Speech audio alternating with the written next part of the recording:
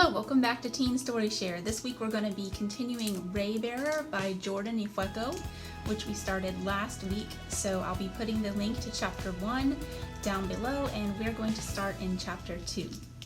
The Swana grasslands were warm even in rainy season, but the air around me always chilled. As birthdays passed, 8, 9, 10, I shivered through Bikina House, coddled by servants who never broke the surface of my bubble. Sometimes I longed for human touch so much I would bend my cheek to open flames. The tendrils would sear my skin, but I would smile, pretending to feel the lady's fingers. Eventually, I fell in the kitchen fire pit by accident.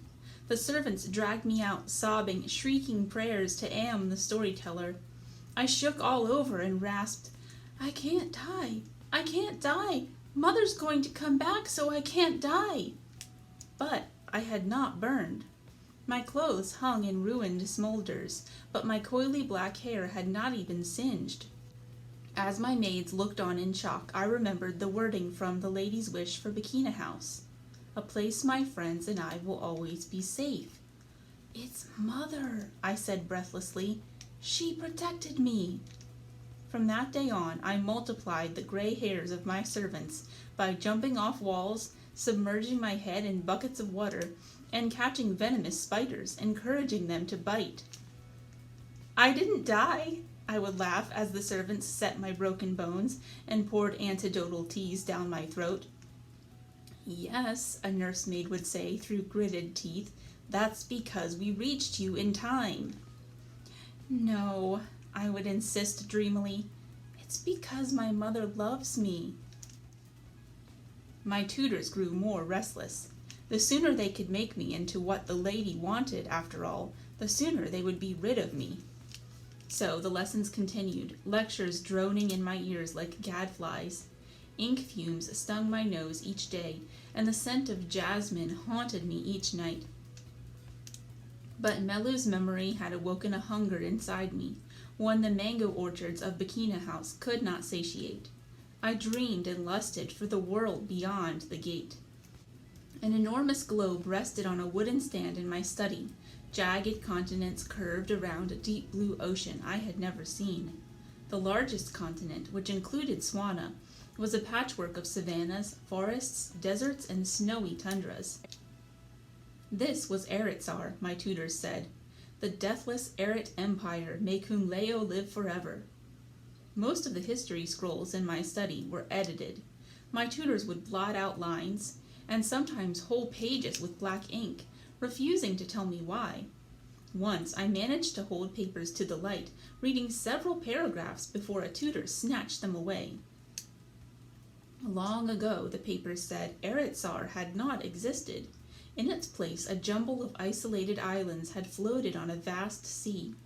The 12 weak rivaling lands were ravaged by Abiku, demons from the underworld. Then a warlord named Enoba, the perfect Kunleo, had unleashed a power from the earth, uniting the lands into one massive continent. He had crowned himself emperor, enlisting 12 of the continent's rulers as his vassals. Then he battled the Abiku with his newly christened army of 12 realms. The mortal and immortal armies had been so evenly matched that Enoba's war dragged on for decades before, at last, the exhausted forces struck a truce. Enoba was celebrated as Eretzar's savior. The continent rulers credited him for bringing peace, and so, for centuries, his line had ruled Eretzar from their home realm of Oluwan, uniting 12 cultures in a network of art, science, and trade. Whenever caravans passed by Bikina House, I heard merchant families singing of the empire, rocking infants on their hips as children skipped across the savannah. Oluwan and Swana bring his drum, ns, ns. Derma and Nyamba bring his plow, mpopo, mpopo. Mew and Sparty see our older brother dance. Black and gold, isn't he perfect? Quetzala sharpens his spear, ns, ns. Placide Valley weaves his wrapper, mpopo, mpopo. Nons and Biraslav see our older brother dance. Black and gold, isn't he perfect? Jabanti braids his hair, nsa, nsa. Moriao brings his gourd, Gumpopo, Gumpopo. 11 moons watch our older brother dance, black and gold, isn't he perfect? Eritsar's current older brother, or emperor, was Olugbade Kunleo, a direct descendant of Enoba the Perfect. I used to croon the patriotic anthem in our mango orchards. As I wove between branches, I would talk to an invisible emperor, sharing my thoughts on Erit history and governance. Sometimes I imagined him gazing down like the sun through the clouds, warming my bare shoulders with approval. How perfect he must be to unite so many lands. Derma, Nantes, Jabanti, the names of the Erit realms tasted spicy on my tongue. My bones ached for those far places, described by my tutors in rainbow colors. The silk farms of Moriao, the night festivals of Niamba, the snowy peaks of Burislav, the booby-trapped rainforests of Kitsala. I lay on my back, gazing up at the mango trees, trying to imagine the high rises of Olawan City, the seat of our divine emperor. Even Swana held its mystery. I had never left our grassland, but heard tales of lush cacao fields and markets where women hawked candied papaya from baskets on their heads. But more than cities and rainforests, I craved voices that would not call me demon. I envied the children who passed by Bikina House, with their grandparents who jostled them on their knees, their siblings who chased and teased them. The lady was the only person in the world who touched me willingly. One morning, as I watched the caravans from my study window, I learned another song. 11 danced around the throne, 11 moons in glory shone. They shone around the sun, but traitors rise and empires fall, and Sunray Sun will rule them all. When all is said, oh, all is said and done, done, done. I liked the ominous rhyme. I whispered it around the manor like an incantation until a tutor overheard me. She asked, voice quavering, where I had heard such nonsense. I told her, and the next day every window in my study was nailed shut. I pried at the wooden slats until my small fingers were scratched and torn. That glimpse of the outside had been my lifeline, my portal to Eritsar, to feeling less alone. How dare they make my windows vanish? As the lady had vanished, and Melu and everything else I longed for, I threatened to set the study aflame. I'll do it, I howled at the servants. Why not? I won't burn, but your scrolls will. You will. My tutors had blanched. There are things we simply can't teach you, they said, looking hunted as they bound my bloodied hands. It is forbidden. Like the lady, my tutors had a habit of disappearing for months. This usually occurred after one of the lady's visits, when she found my learning to be unsatisfactory. Then new, nervous faces would replace the old ones. On my 11th birthday, 2 such faces arrived at Bikina House, and accompanying them was the only birthday present I wanted. Mother, I cried, launching myself at her. The lady wore a richly patterned wax-dyed wrapper, which scratched my cheek as I clung to her. She cupped my face, a feeling so wonderful I shivered. Hello, maid of me, she said, and hummed that chilling lullaby. Me, mine, she's me and she is mine. We stood in Bikina House's open-air great hall. Sunlight streamed from our chicken-scattered courtyard, glowing across the hall's clay tiles and illuminating the lady's black cloud of hair. The 2 strangers flanked her, standing so close to the lady, I was jealous. Friends, the lady said, please tell my daughter that you are her new, permanent guardians. She seldom addressed me directly. When she did, her words were sparse and halting. I would later realize she was afraid of commanding me by accident, afraid of wasting her 3rd precious wish, which still lay dormant inside me. The word permanent piqued my interest. I had never kept a servant for more than a few months. The older stranger, a feline woman about the lady's age, was dressed entirely in green. Tawny brown skin contrasted with hard green eyes. Curly hair burst from beneath her cloak's hood, which she wore even in the heat. An Isokan, I realized. Isokan people had mixed blood parents from different Eret realms. To hasten empire unity, the Kunleo Imperial Treasury rewarded families for every Isokan child born. "I'm Kathleen," the woman sighed at me, then turned back to the lady. "I hope this creature won't be trouble. Does it have a name besides Maid of You?" "The Eru calls her something else," the lady said. I had been trained to recognize accents. Kathleen's lisp echoed her home realm, Mu, a land of green, craggy hills and the distant northern fingers of Eretzar. "My name is Tarisai," I piped up, and greeted Kathleen in Muish, hoping to impress. "May your autumn leaves grow back green." I didn't know what autumn was, and had never lived in a place where trees changed color, but it sounded like a nice thing to say. "Story, lady," the Ahsokan woman snorted. "Did you teach the kid all 12 realm tongues?" "No harm in outshining the competition," the lady said smugly. "They don't test children on different languages," Kathleen retorted. "Not anymore. Every realm speaks Eret now. That's the point in being an empire." "Only Eret citizens," droned the second stranger. "Take pride in their cultures being erased. Why be unique when you could all be the same?" He looked much younger than Kathleen, perhaps 20, and more boy than man. His voice reminded me of a spider's web, soft and gossamer. I could not place his accent anywhere in Eretzar. He scanned me with eyes like half-moons, lifting a tan, angular jaw.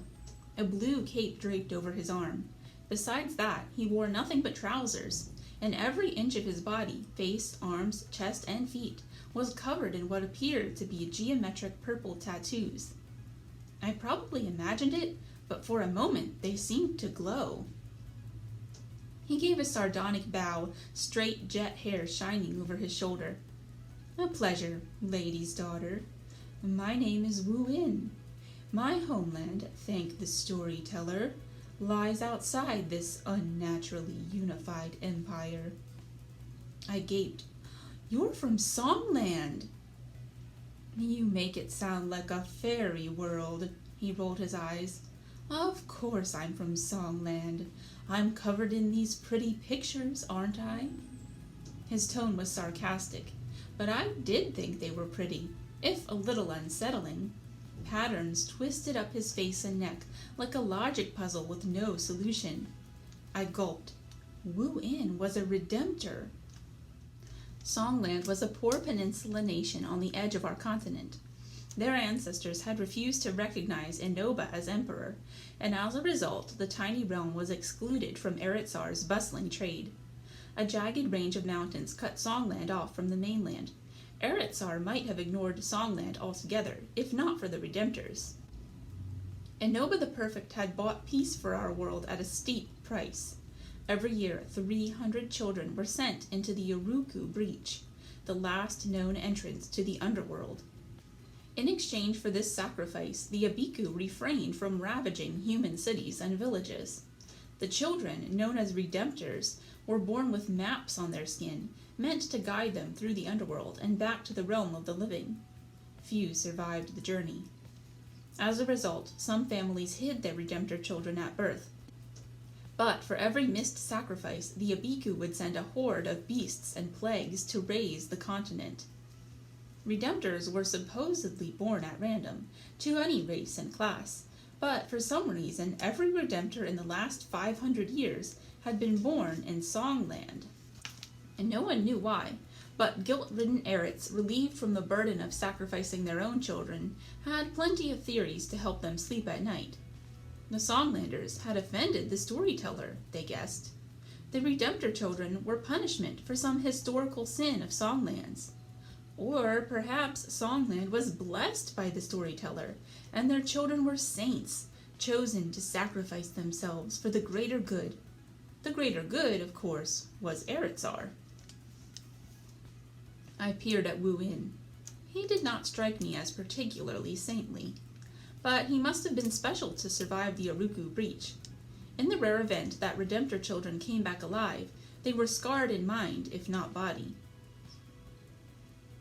I smiled at him and Kathleen. Maybe if these strangers, my permanent guardians, liked me, then I could stop talking to invisible emperors. Maybe for the first time I could have friends, real ones. Do we have to nanny her? Kathleen whined to the lady. Can't you hire some mute nursemaid or bribe one into theocracy?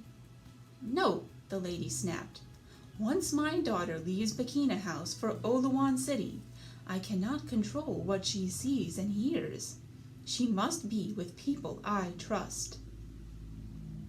Leave? Leave Bikina House? Kathleen crossed her arms. You're sure this With creature is ready? We are running out of time. Children are already being chosen. If we are not quick, there will be no more room on the Prince's Council. The lady broke off abruptly, tossing me a nervous glance. Don't fret, lady, said Kathleen with a smirk. We can always make room. The lady frowned. I'm hoping that won't be necessary. The Emperor and his She stopped again, glancing at me. The Emperor's friends are too smart for that. My daughter's selection must happen as naturally as possible. Kathleen laughed. Do we have to keep censoring what we say? She's going to find out eventually. Ignorance will make her seem pure, the lady said grimly. The Emperor loves girls like that. Then you're making the wish today? Wu Yin asked. The lady nodded, and to my shock she cupped Wu Yin's face just as she had cupped mine. He leaned into the touch, kissing her palm. I was jealous immediately. She said, I know you'll keep her safe. He scanned her features with hunger, a moth before a candle. I believe in this cause, he said. She fondled his hair. And I believe in you. Why are we going to Oluwan? I demanded. Mother, are you coming too? No, maid of me. The lady reclined on one of our hall's broad window seats. The sun backlit her frame in a halo. I will come for you when the time is right. She patted her lap, nodding at me. For the rest of my life, I wished the universe had given me a sign then, a warning of what was about to happen. But no, the air was warm and serene, and honeybirds sang in the distance as I scrambled eagerly into my mother's arms. She stroked my back for a moment, gazing at the hazy Swanian sky. How frightened you must be, she told someone I could not see. You caged me like a bird, but you could not make me sing. Then she told Kathleen, give her the portrait. A gilded oval frame was placed in my hands.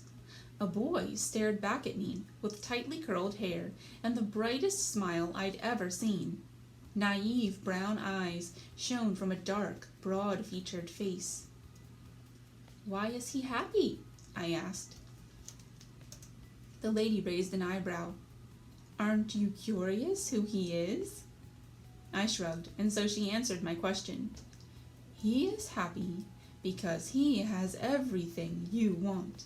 Power, wealth, legacy. His father stole those things from you and gave them to him. Be careful, lady, Kathleen muttered.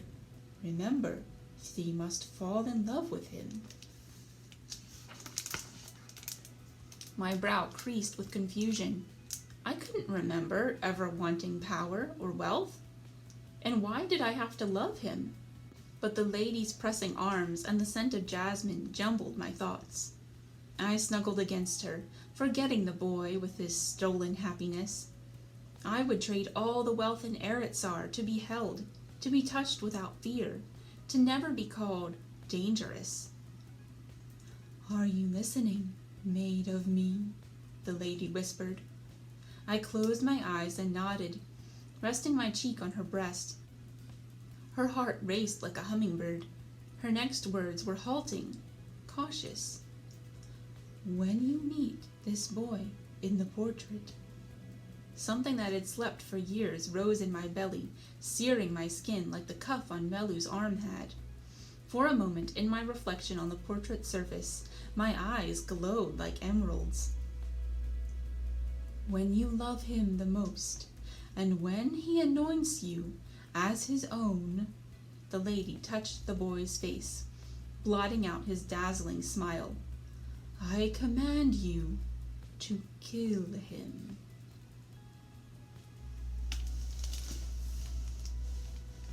Alright, next time we'll find out what happens in chapter 3. I hope you have a great weekend. Thanks for joining us. Bye.